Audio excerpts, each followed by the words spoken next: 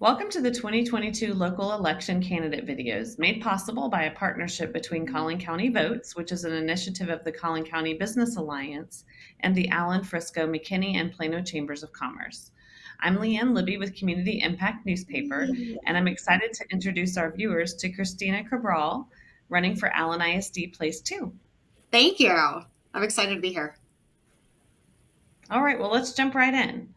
So, Okay. not everyone understands exactly what a school board trustee's roles and responsibilities are. Can you explain to us in your own words what the role entails?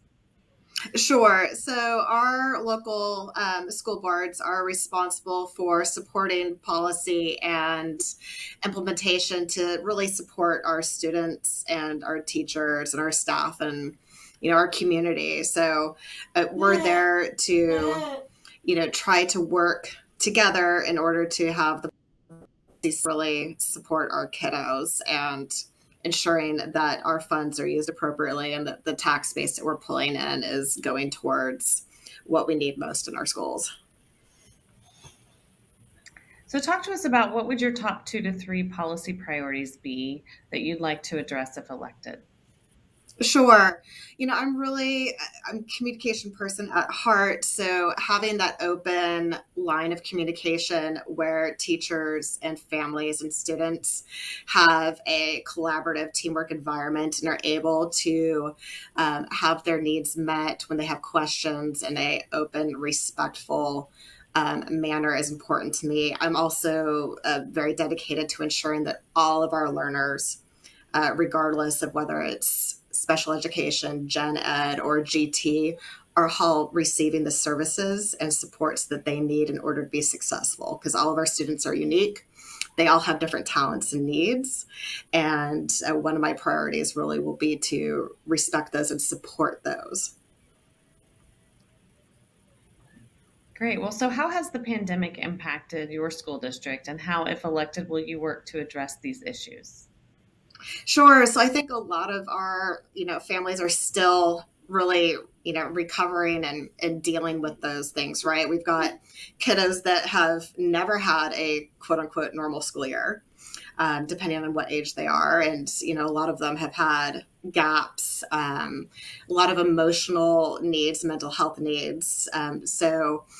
As well as the learning differences in some cases. So what we really look to do is to support our families and provide those opportunities through our social emotional learning programs that we have on our campuses to touch base and make sure that we're kind of fulfilling those needs and those gaps that kiddos might be coming to school with, and their families as well. There may be new challenges at home that are because of the pandemic with their learning, and so those are things that we are watching out for and should be keeping an eye out so we can incorporate any of those needs as they're coming back on campus. So, we're hearing more and more about the difficulties around attracting and retaining teachers. What are your thoughts on how to address this issue?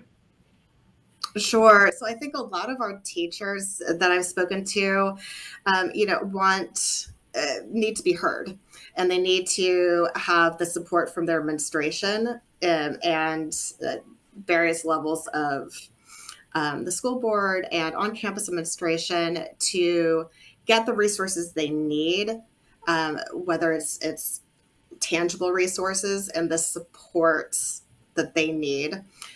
They are very often doing more with less.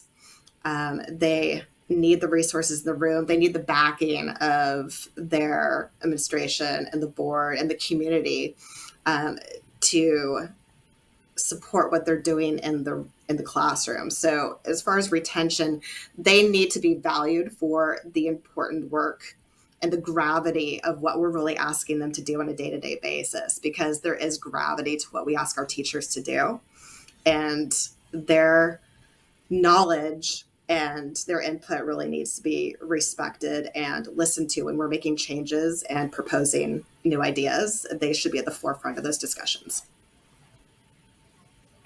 Well, so what would you like to see the legislature address to help support public education in your district in the next legislative session? Sure. So I think that there's several things that, of course, we need to get addressed when we're thinking about public education. One thing that is near and dear to my heart and that I have special expertise in is the special education and rare medical disorder community. And so helping to elevate some of those needs and gaps, which really serve all of our populations. When you have um, other communities and other populations that are appropriately serviced and funded and supported, that really supports the entire population because you're not trying to pull resources from one in order to kind of support the other. So I would love to see some more training and resources available to teachers, administrators, and staff to support our special education departments and all the resources surrounding how we assist our educators and our students. So we live in a very diverse area in every sense of the word. Can you talk about how important it is to consider? I'm sorry, I had a child emergency for a second. That's okay. That's okay. I'll start back at the beginning of that one. Are you good? Good. I'm Okay. good, thank you. Okay. Good. Well, so what I was saying is talking about diversity. So we live in a very diverse area in many ways. So talk about how important it is to consider and incorporate diversity into your decisions. Sure. We, like you said, we have a very diverse community here. We are lucky to have a lot of different inputs from all walks of life, whether it's socioeconomic, ethnicity, race, diverse households, two-parent households, single parents, disability, and different types of communicators. So when you're including those in your learning environment, you're enabling our students to really have a broad understanding of the world that they're heading into as they leave school. In order to really prepare them for moving forward, we need to embrace and understand the multicultural and diverse communities that surround us worldwide. We're not as divided as we used to be. There is a lot of touch internationally and all over. So we're going to encounter differences in thought, differences in idea, and letting our kids have opportunities to learn and grow and create those skills to, collaborate with others will be so important as we move forward. So last question, can you tell us something about the school district that makes you excited about the future for this next generation in our community? Yeah. So, here in Allen, we've got amazing teachers that really, they love what they're doing. And, I think it's really, the heart of our districts really are inside the campus walls.